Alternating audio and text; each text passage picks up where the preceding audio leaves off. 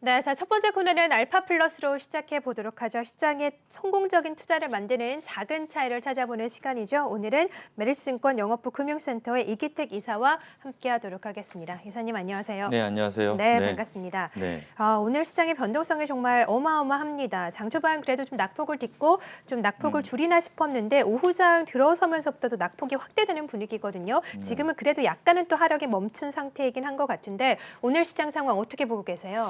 어저께 예. 한 증권사 리포트를 좀 음. 보니까 선무장세라고 하더라고요. 산무. 예. 적절한 표현인 것 같은데 시장의 주도주가 없고 두 번째로는 수급의 주체가 좀 없다. 그리고 세 번째는 시장의 방향성이 없다. 뭐 이러한 내용으로 선무장세여서 뭐 이러한 때는 적극적으로 대응할 지 말자. 그러니까 좀 소극적인 대응이 필요하고 목표 주가라든가 이익에 대한 눈높이를 좀 낮춰야 되는 시기가 아닌가라는 내용이 좀 나왔고요.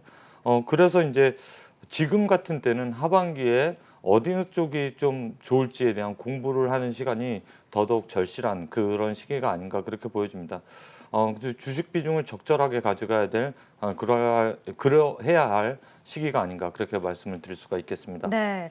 산무장세 정말 적절한 표현인 것 같아요. 주도주도 없고 수급도 없고 시장에 추세도 없고 네, 그러다 보니까 시장이 좀 추세를 잡지 못하고 갈팡질팡하는 가운데 여전히 좀 어려운 시장이 네 지속되고 맞습니다. 있다. 그래서 시장을 이길 만한 업종을 잘 잡아야 된다라고 네. 말씀하셨는데 그럼 전반적인 오늘 관심을 갖고 계신 업종 여쭤보기 전에 이렇게 좀 하락할 때 저가 매수에 들어가는 건 괜찮다라고 보세요? 네. 일단은 지금 현재 음. 실적 시즌이기 때문에 그쵸? 모멘텀 네. 부재가 또 나올 수가 있고요. 음. 다음 달에 다들 아시다시피 잭슨홀 미팅이 있잖아요. 아, 그쵸? 예, 그럼 네. 15일 동안 뭐 연준 의원들이 아무런 말씀을 못 하실 텐데 앞으로 또 깜깜이 장이 될 가능성이 있고 그러니까 음.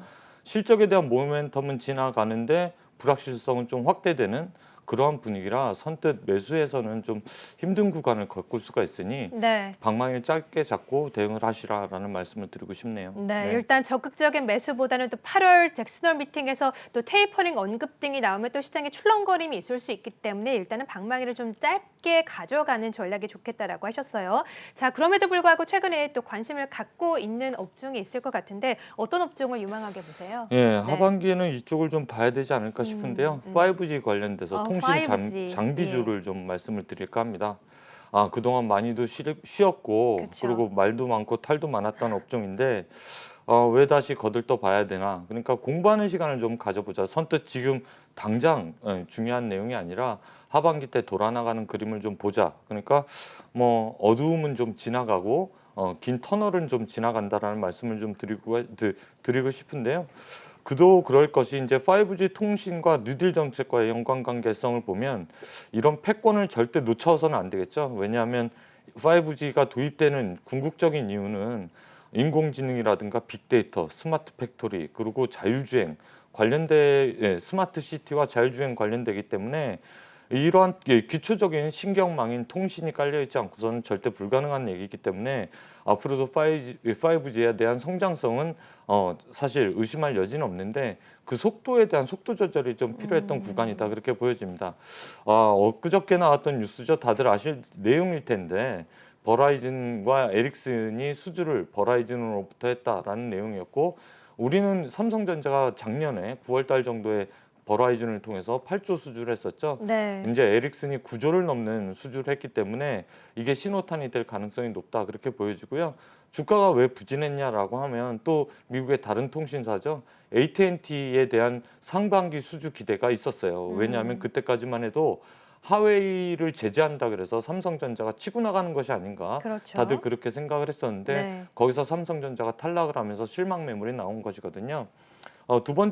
그리고 또 한 가지 말씀을 드리고 싶은 것은 상반기에 국내 통신사가 그 집행이 좀 늦어졌습니다. 네. 그래서 앞으로 하반기 때는 국내 통신사들도 투자 집행이 좀 가파라지지 않을까라는 기대가 좀 있을 수가 있겠습니다.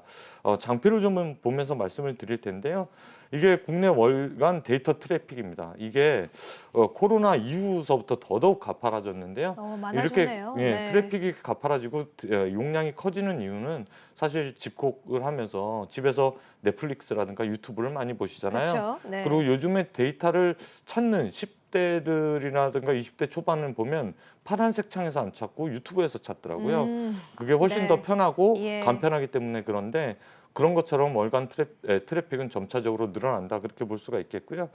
제가 좀 거들떠보자라고 하는 건 다음 장표입니다. 이게 2020년대까지만 해도 우리가 기대했던 것은 국내와 미국의 버라이즌이었는데요.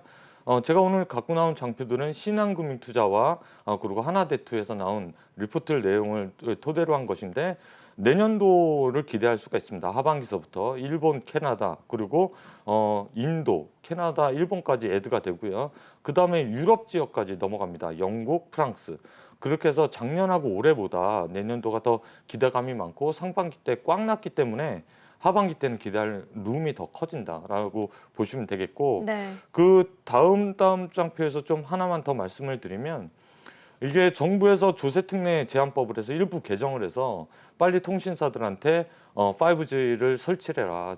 세제 혜택까지 줄 테니 라고 했는데 통신사들은 민기적거리니까 아마 대정부 질문에 통신 관련된 이야기가 나오면 좀 더 재촉하는 그러한 정책이 나오지 않을까 싶고 상반기 때 못했으니 하반기 때 국내 설비 투자는 증폭될 수 있다라는 기조를 유지하겠습니다. 그렇기 때문에 일단은 2분기 때 어디까지 좋아지고 하반기 때는 어디를 좀 보면 되는지 업종 내 대표 종목들 좀 들고 나왔는데요. 네. 이게 작은 글씨지만 좀 눈여겨 보셔야 될 게 여기 3분기의 증감 화살표를 좀 보시면 되겠습니다. 기가레인, RFHIC, 오이시솔루션, RF 머티리얼즈는 3분기 때 증감을 할 것이다라는 예상이 되고요. 하회될 것은 2분기 때 하회가 되고 실적 발표하면 3분기 때 올라갈 것으로 예상되는 그러한 종목들이 매수 타이밍이 되지 않을까. 그러니까 적절한 시기를 봐서 매수를 하시면 적정한 성과가 나타나지 않을까라고 보여지고 있습니다. 네.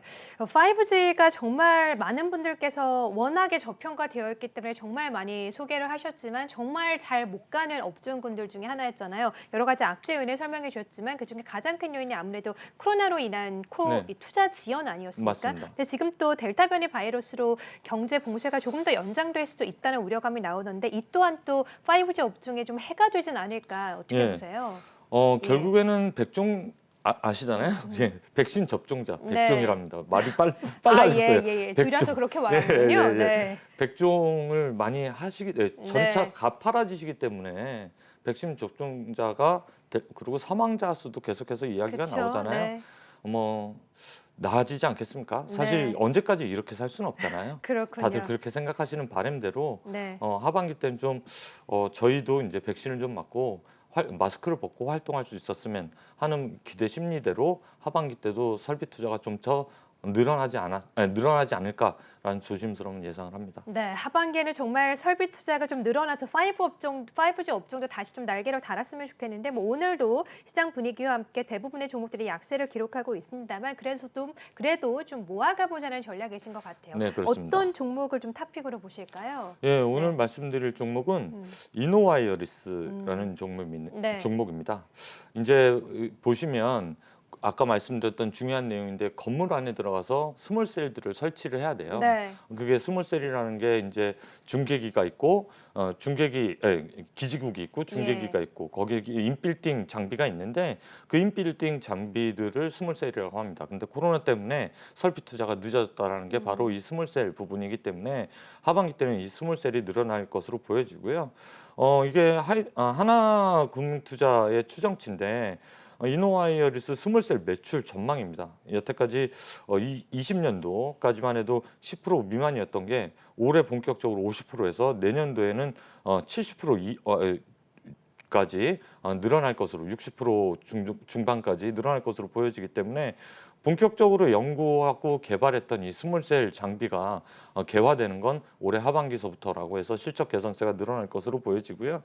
이 때문에 상반기 때 이익은 좋지 않았습니다. 뭐 EQ까지만 해도 아까 말씀드렸듯이 이제 실적 발표가 나올 텐데 1억 매출에 영업이익 25억 좀 저조한 매출을 보여줄 것으로 보이는데 이게 만약에 발표가 되면 3분기에 대한 기대감 그리고 하반기와 내년에 대한 기대감 때문에 주가는 반등을 좀 보여주고 선반영을 하는 기대감으로 올라갈 가능성이 높습니다. 내년도는 영업이익이 56% 정도 증가할 것으로 보여지고 네. 227억 정도 나올 것으로 보여지고 매출액은 1,373억 정도로 나타날 것으로 보여지기 때문에 우리가 흔히 얘기하는 바탕피싱, 바닥에서 잡는 그러한 투자 전략이 필요한 종목이 센치가 좀 올라가고 있는 이노아리스에 적합한 표현이 아닌가 그렇게 말씀을 드릴 수가 있겠습니다. 네, 그렇군요. 자, 오늘은 그동안 참 못 가는 업종 중에서 그래도 좀 미리 선취하는 관점에서 좀 잡아보자라고 하시면서 5G 업종을 유망하게 보셨고, 이 중에서는 내년도 영업이익 증가세와 함께 또 바닥에서 올라갈 수 있는 가능성이 있는 성장 모멘텀 있는 종목이다라고 하시면서 이노와이리스를 또 탑픽 종목으로 꼽아주셨습니다. 자, 목표가는 어느 정도 잡고 계세요? 네, 목표가는 63,000원 제시해 드리겠고요. 손절가는 44,000원인데 사실 시장 영향에 따라서 조정은 좀 나올 수가 있겠지만 그동안에 이 5G 관련된 종목은 선반영됐다라는 그런 분위기들이 있거든요. 예. 조정이 미리 받았다. 그리고 올해 YTD로 연초 대비해서 올라가지 않은 업종이 어딘가?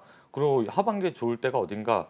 이러한 컨셉으로 네. 좀 공부를 해 나가시면 좋은 성과가 있지 않을까 그렇게 보여집니다. 네, 연초에 네. 정말 상반기에 올라가지 않은 업종 5G 하나뿐인 것 같아요. 네, 맞습니다. 자, 그런 면에서도 좀 앞으로 관심이 더욱더 가는 업종군이네요. 자, 지금까지 5G 업종 그리고 종목 탑픽까지 들어봤고요. 이기태 기사와 함께했습니다. 고맙습니다. 수고하셨습니다.